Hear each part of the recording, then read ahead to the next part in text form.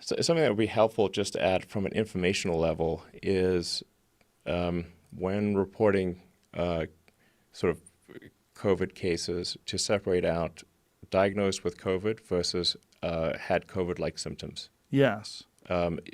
Because the list of symptoms that could be COVID at this point is like a mile long. So it's like hard to, if you're ill at all, it's like it could be COVID. So just to give people better information, definitely diagnosed with COVID or had COVID-like symptoms. We're conflating those two, so that it looks bigger than it is. Then, if somebody dies, was COVID a primary cause of the death or not?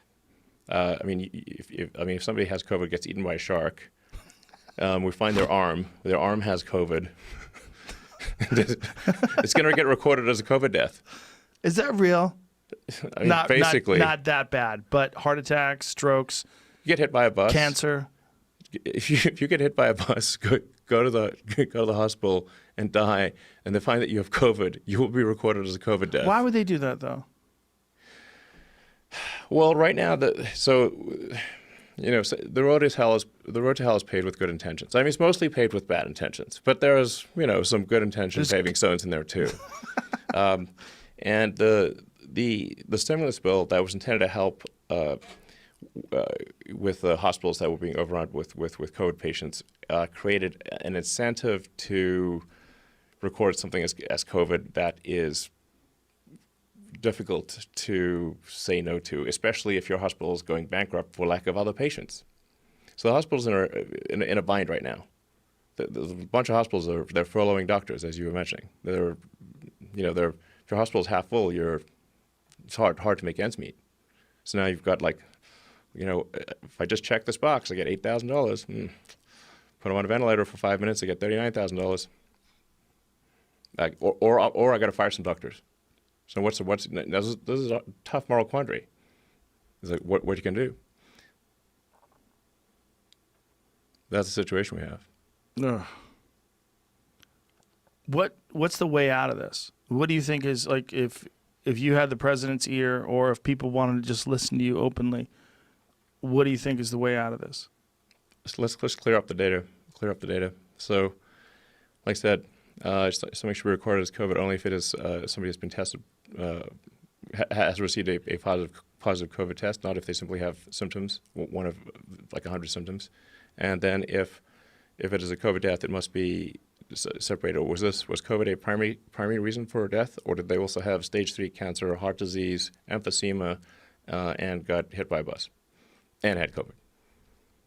Yeah, I've read all this stuff about them diagnosing people as a COVID death despite other variables. This is not a question. This is what is occurring. And where are you reading this from? Where are you getting this from? The public health officials have literally said this. This is not a question mark. Right. But this is unprecedented, right? Like if someone had the flu but also had a heart attack, they would assume that person died of a heart attack. Yes. Yeah. So this is unprecedented. Is this because this is such a popular, I don't want to use that word the wrong way, but that's what I mean, a popular subject and financial incentives? Yes. And like I said, this is not some sort of a moral indictment of sort of hospital administrators. It's just they're in a tough spot here.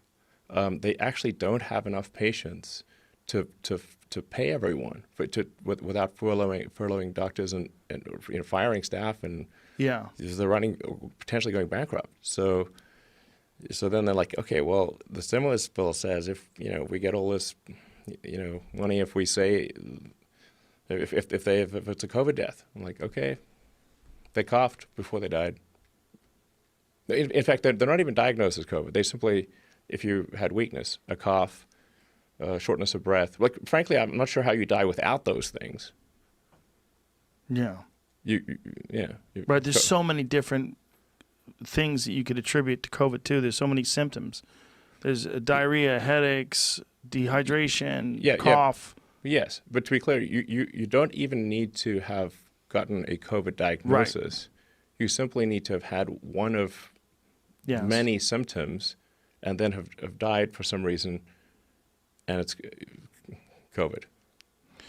So then it makes the death count look very high, and then we're then stuck in a bind because it looks like the death count's super high and not going down like it should be, and now, so then we should keep whatever, keep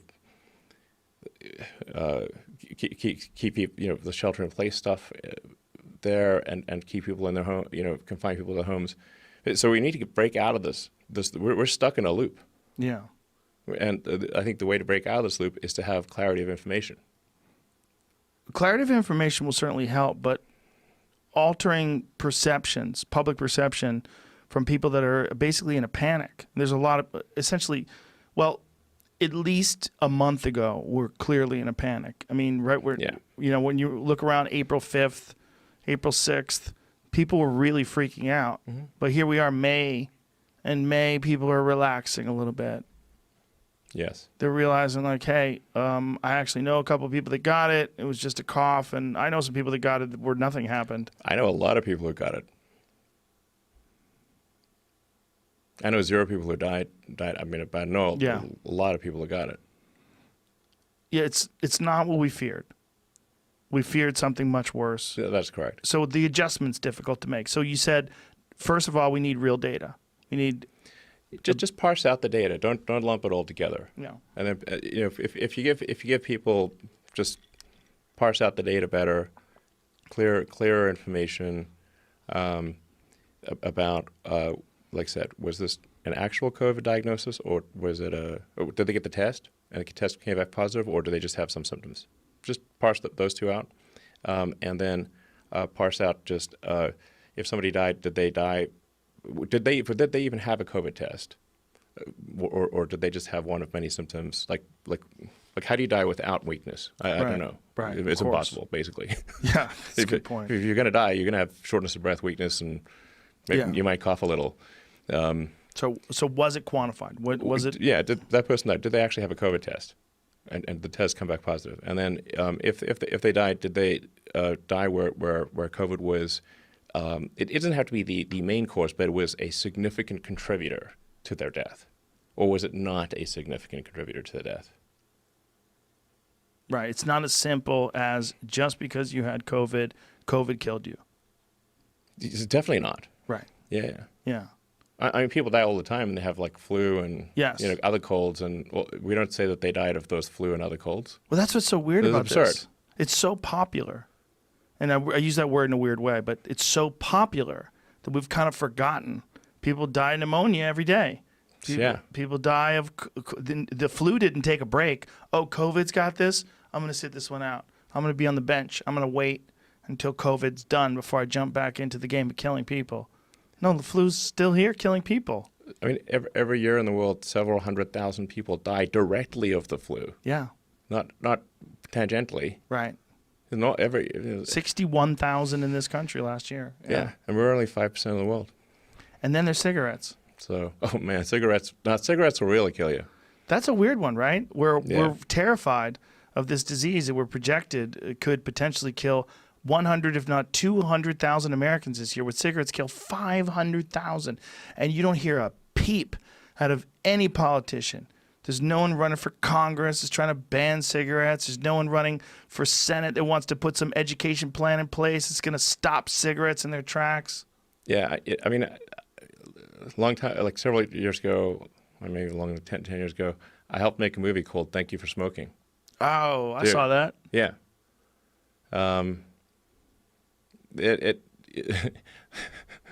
Yeah. Yeah, it's crazy. Smoking, barbecuing your lungs is just bad news. It's not good. You know, you're turning your lungs into smoked beef is not great. Yeah. But Tylenol also, by the way, also kills a lot of people. Yeah, what is the number for Tylenol every year? I'm not sure the exact number, but I believe it until the opioid crisis, I believe Tylenol was the number one killer of all drugs. Because basically it's if you get drunk and take a lot of Tylenol, acetaminophen, essentially it causes liver failure. So people would like get wasted and then like have a headache and then pop a ton of Tylenol, just curtains. Whoa. Yeah, Curtains is a funny word. yeah. So but nobody's like damn. raging against Tylenol. Yeah. It's weird. Acceptable deaths are weird, and that's the slippery slope about this. People shaming people for wanting to go back to work. Other people are going to die. Well, if you drive, do you drive? Okay, well, you should stop driving because people die from driving.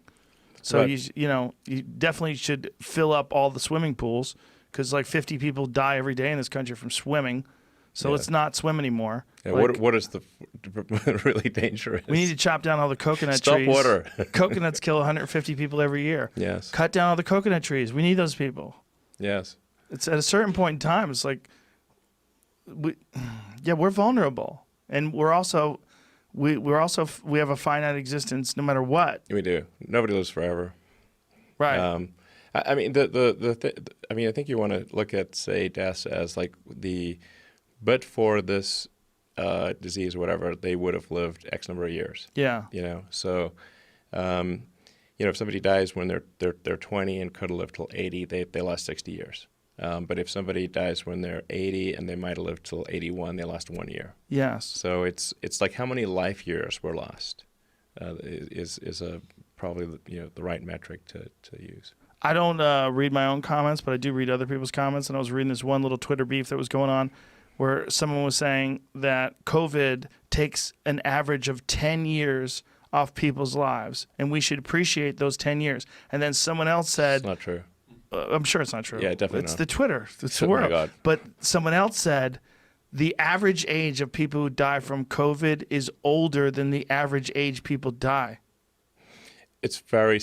Let's say it's like it's about the same. That's a beautiful way of looking at it. I mean, Yeah. it's unfortunate. It sucks. But it sucks if grandpa dies of Alzheimer's Sure. or emphysema or leukemia. It sucks. Sure. It sucks when someone you love dies. Yes.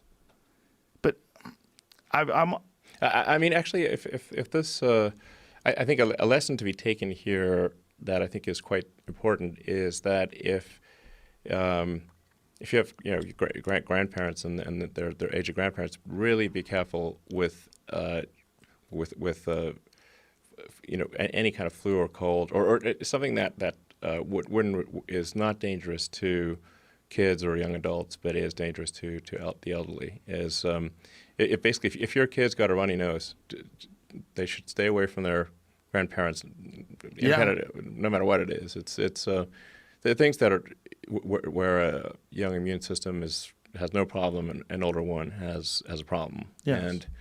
And in fact, a lot of the deaths are literally it's tragic, but they're intra-family. It's the little kid had a